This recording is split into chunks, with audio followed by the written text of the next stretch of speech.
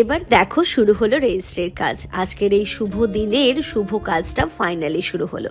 রনিকে দেখতে পাচ্ছ কতটা টেন্সড। জানি এই সময়টা নিজে যতটাই কনফিডেন্ট থাকার চেষ্টা করো না কেন, অতটা কনফিডেন্ট কিন্তু থাকা যায় না। সবাই মোটামুটি নার্ভাস হয়েই পড়ে, কারণ এটা হচ্ছে জীবনের একটা অনেক বড় চ্যাপ্টার এবং মেইন চ্যাপ্টারও বলতে পারো।